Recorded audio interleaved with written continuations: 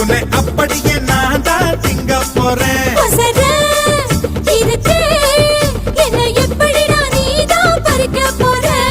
அணிலாக மாறினான், அழகாக தாவினான், அங்கங்க உன்னை கடிக்க